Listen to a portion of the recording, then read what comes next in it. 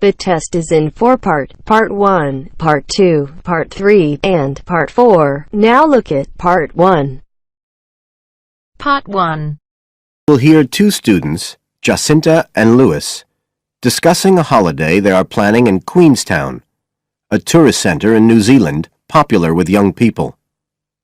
First, you have some time to look at questions 1 to 6.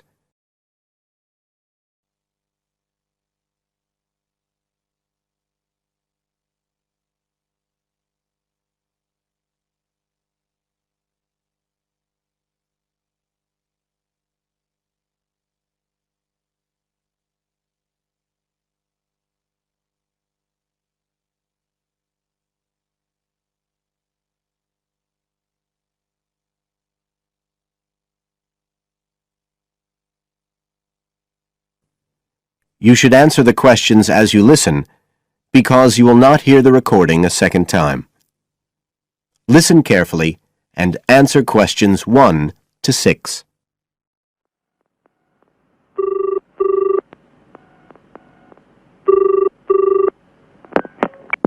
Hi, Lewis. It's Jacinta here. Oh, hi, Jacinta. I was just going to call you. I was thinking we ought to do something about accommodation for our trip to Queenstown. Yeah, actually, that's just why I rang you. I've been looking on the internet. There was one place that looked okay called Traveller's Lodge, but when I checked availability for January, when we're planning to go, I found it was fully booked. Right.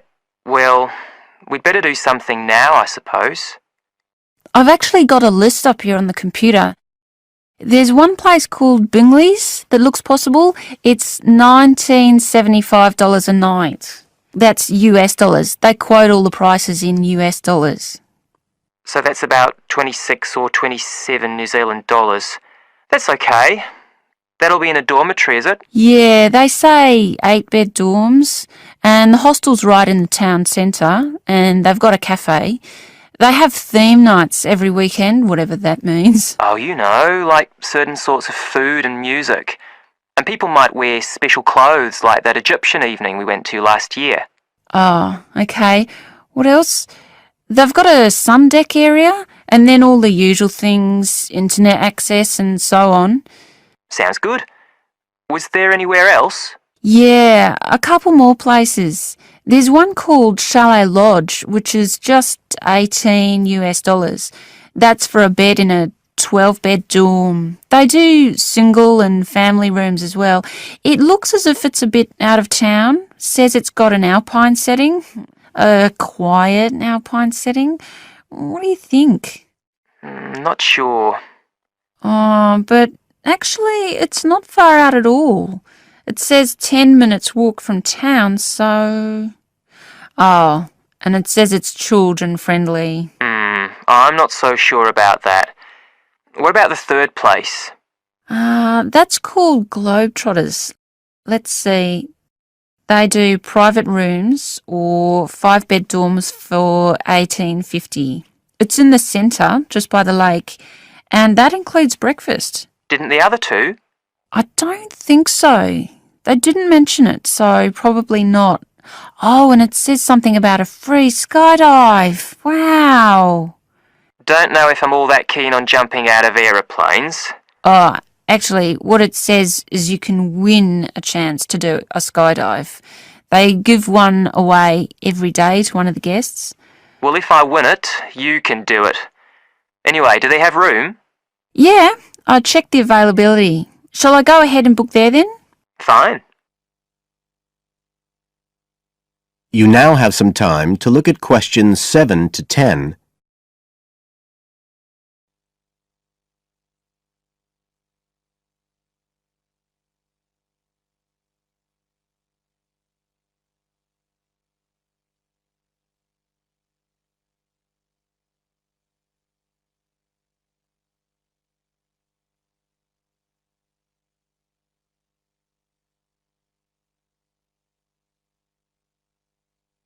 Now listen and answer questions 7 to 10. I was looking at what there is to do too. There are lots of sites offering deals for adventure sports. I suppose we have to do a bungee jump. Why? Well, it's Queenstown where they more or less started it as a sport. You can, if you really want to jump off the side of a bridge with an elastic rope tied round your ankles. I'll watch. Okay, so what do you want to do? As far as adventure sports go, I was talking to someone who went whitewater rafting there. He said it was really awesome. They drive you up the Shotover River and then you come down on a rubber raft through the whitewater rapids where the river's really narrow and fast and end up going through a tunnel nearly 200 metres long. I think it's quite expensive though. Oh, I'm on for that if you are. Cool. The other thing you can do is the jet boat ride. That sounded just a lot of noise though. It's basically just whizzing round on the river on a very fast boat, isn't it? My friend did that as well. He said it was a bit touristy, but worth it. I'll give it a go. You go right up the river canyon. He said the drivers were really skillful, but I don't mind going on my own. But there's lots to do as well as the whole commercial adventure bit. We ought to do some trekking. The scenery around there's amazing. I don't want to miss that. The place to start's Glenorchy, apparently, about 40 minutes drive.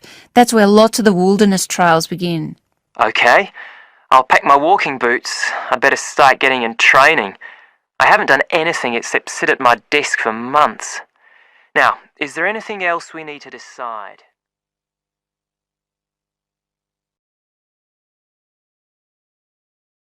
That is the end of part 1. Now turns to part 2. Part 2. You will hear an extract from a radio program for people who live abroad. Listen and answer questions 11 to 17.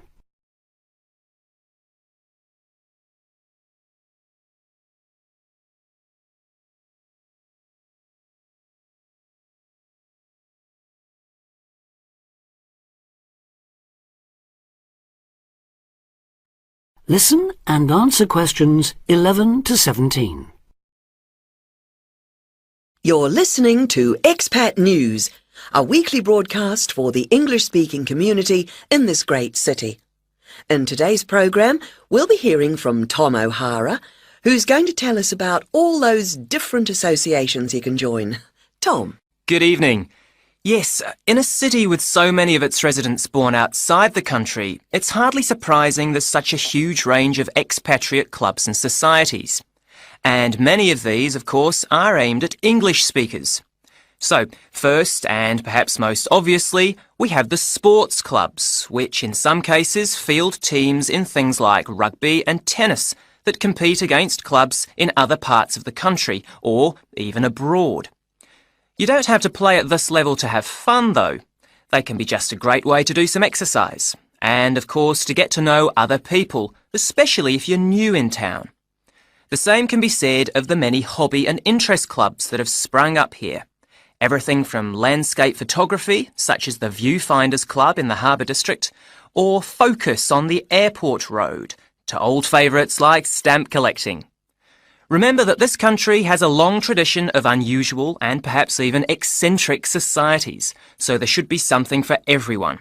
A place where you can meet people of different nationalities with the same social and/or cultural interests as you.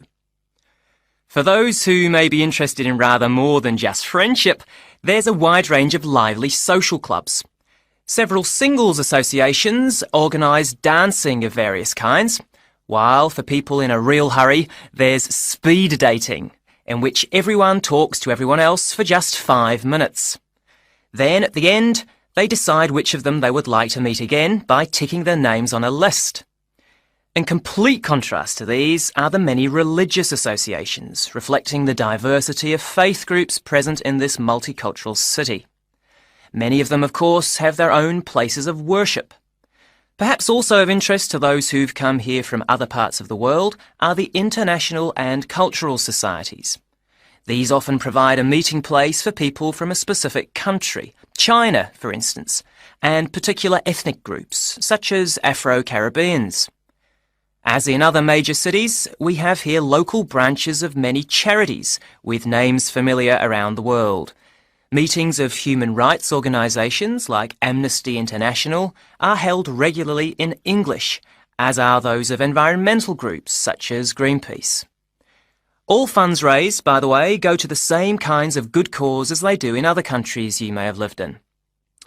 Inevitably, perhaps, there are also the political clubs, often connected with a particular party and, indeed, a particular country. So we have, for example, a local association of Republicans linked to and campaigning for that party in the US, and Liberal Democrats here doing the same for their party in Britain. Finally, on a lighter note, there's plenty to choose from in the performing arts. Whether you enjoy taking part or just watching and listening, you can take your pick from a whole range of groups. To take just a couple of examples, there's light opera at the Memorial Hall in the city centre, or a very lively amateur theatre company in the Park District. In summer, they give open-air performances of Shakespeare plays, free of charge.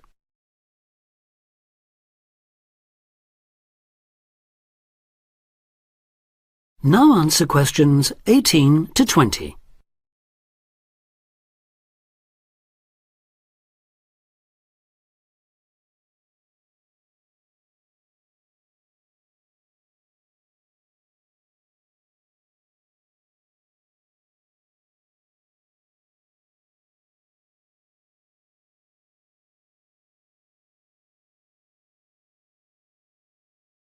Now answer questions 18 to 20. I should mention at this point that clearly some districts have a higher concentration of English-speaking clubs than others, and that certain parts of town tend to specialise in particular activities. An obvious example would be the number of water sports clubs down near the river. Whatever the number though, they usually have one thing in common. With the exception of a few associations linked to particular countries and supported by their embassies here, in the vast majority of cases, it is the individual members who fund them, so an entry fee or a subscription will be charged. You may be used to council-subsidised sports centres and the like in your home country, but I'm afraid that's not the case here. Assuming you can afford it then, you can be fairly sure that somewhere out there you'll find a club that caters for your own particular fascination. If it's very important to you and you intend to spend a lot of time on it, it might even determine which district of the city you decide to live in. In the unlikely event that you really can't find such a club, the solution is to try to persuade friends and anyone else you meet of the need for one. You could also use the local small ads on the internet to suggest the idea. You'll be amazed at just how many people share even the strangest interest. Then you can start your own.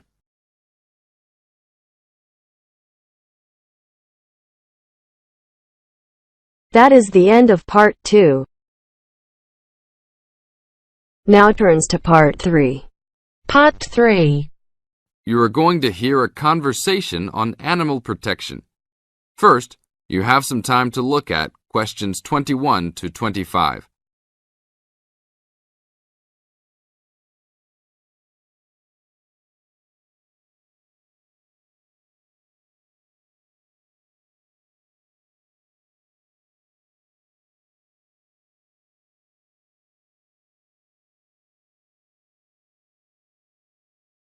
Now listen to the tape and answer the questions.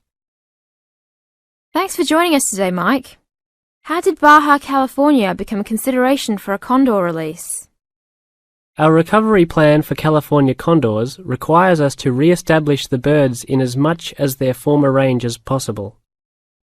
Baja, being the southernmost recent range for the California condor, works well in that they were only recently lost from the area, mid-1930s, and considerable habitat still remains. It is very isolated with very few people in the area. The mountains are spectacular, ranging up to 10,000 feet, or 3,000 meters. Our selected release site is at nearly 8,000 feet, 2,400 meters. Mike, how many birds do you envision flying free in this area, Baja, in the future? We will be releasing 4 to 8 birds on a yearly basis and will reconsider the situation when we have 20 birds in the area. What age do the birds have to be before moving them? That's a good question. Typically, we move them at 8 months to 18 months old. Birds are ready to fledge, or leave, from the nest at 6 to 7 months of age. In our current release group in Baja, we have birds as old as 30 months. It will be interesting to see how they behave. I expect that they will want to range more than younger birds and make it challenging for us to keep up. Is there a maximum number of birds a certain area can support? Yes, it's called the carrying capacity for any area, for any species. In our case, our strategy to find that number is to saturate the environment to a level where we determine that the birds are showing difficulty either in finding food, behaviourally, or in survivorship. That level is greatly determined by the availability of food in the area and nesting possibilities.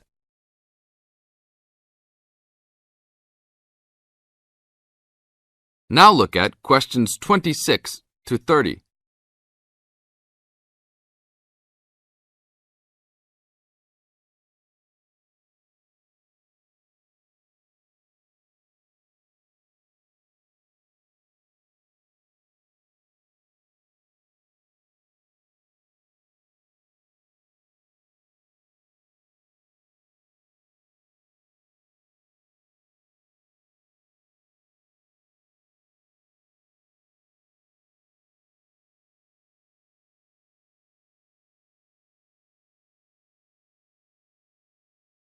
As the talk continues, answer questions 26 to 30. What do you hope to accomplish with this release in the long run? I expect that well within 10 years the condors will be flying north and joining birds already released in Southern California. Hopefully we will reach at least 150 birds in each of these populations within about 15 years. What would you say is the biggest contribution to the California Condor program's success? That would have to be the fact that we were able to breed the birds in captivity from the 27 birds we started with in 1987 to the 205 birds we have today. This is thanks to cooperation between the San Diego Wild Animal Park, the Los Angeles Zoo, and the World Center for Birds of Prey in Boise, Idaho. Are there any problems keeping track of and protecting your released animals outside of the US? Nope. We are using radio transmitters and will be using the new satellite and GPS transmitters as well. Which system is better? Using satellites. The advantages over radio telemetry are numerous. It makes it possible to keep up with the bird's flight without being led miles in a matter of minutes.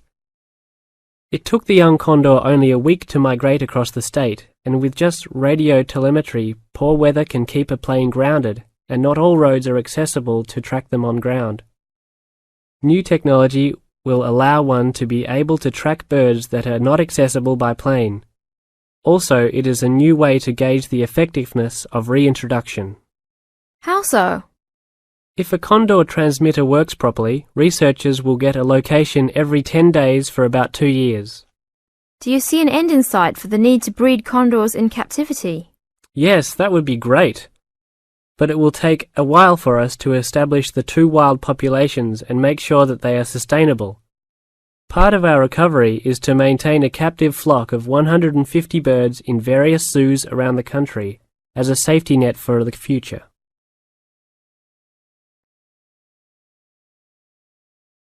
That is the end of Part 3. Now turns to Part 4. Part 4. Listen to somebody giving a talk about homelessness and check your ideas. First, you have some time to look at questions 31 to 40.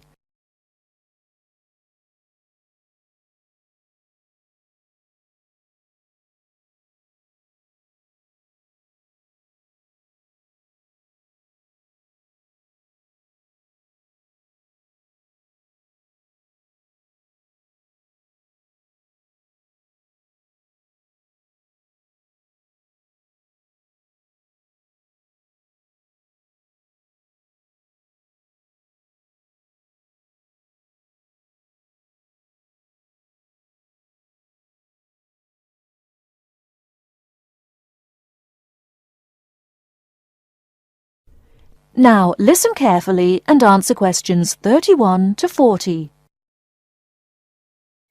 Now, I'll start by explaining what homeless means.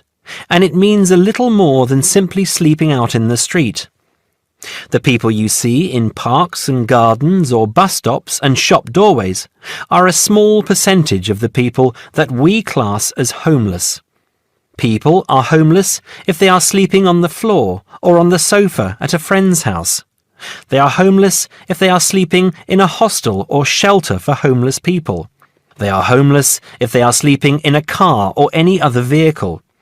We also class people as homeless if they are separated from family or other people that they would normally live with.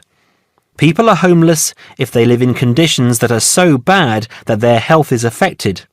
And they are homeless if they are in danger of violence or physical abuse. That means, as I said before, that homelessness is a much bigger issue than a few people sleeping in bus stops or shop doorways. This is just what you see. So why do people become homeless? People do not choose to be homeless. They are not sleeping rough because they have chosen to leave a safe home or families who love them. They are homeless because there is no other option. People become homeless because they are poor, because they cannot afford to pay rent, or sometimes because they cannot afford to pay the mortgage on a house or apartment that they have bought. People become homeless because they lose their job or have never had a job. There are related problems that often result in a person becoming homeless. Many homeless people have a drug addiction. They are either homeless because they spend their money on drugs, or they have become addicted to drugs because they are homeless. A high percentage of homeless people have mental health problems and find it difficult to make the decisions about their lives that most people can make. A number of homeless people are ex-prisoners. When they are released from prison, it is very difficult to find a job and a place to live. Many people become homeless because the owner of their home, a landlord or landlady, evicts them. If people have lived in the same place for a long time and then suddenly lose it, they can find it impossible to afford the increased rent for a new home. Many people have to move out of the place they live because it is dangerous. A young person may have a violent father or a wife a violent husband. These people are too afraid to stay in their home and they risk making themselves homeless. Finally, in many parts of the country, there is just not enough housing, certainly not enough housing that poor people can afford. The increase in the value of property has made life difficult for many people, not just homeless people. I'm sure many of you will understand that. So, how do we deal with a problem as big as this? It isn't easy. In this country, people with very poorly paid jobs or no jobs at all receive some kind of financial support. In some cases, all or part of their rent is paid by the government. This helps to stop people becoming homeless. But if you are already homeless, it doesn't help. Most towns, like this one, have shelters for people who are temporarily homeless, but they cannot stay at them permanently. They have to move on after a certain period of time. Some towns have food kitchens where homeless people can get a meal 2 or 3 times a week. The problem is that shelters and food kitchens don't really deal with the cause of the problem. They deal only with the effect. People can stay in a shelter for a while, but it will not help them to find a home of their own, and that is what they need, of course. Now, I'm going to go on in a moment to talk about some of the suggestions that have been made in terms of dealing with homelessness. Ideas for dealing with the problem in a more permanent way. I'll also talk about some of the programs that are in place and are in some cases very successful in other parts of the world. Before that, does anyone have any questions about what I have said so far? That is the end of part 4. You now have half a minute to check your answers.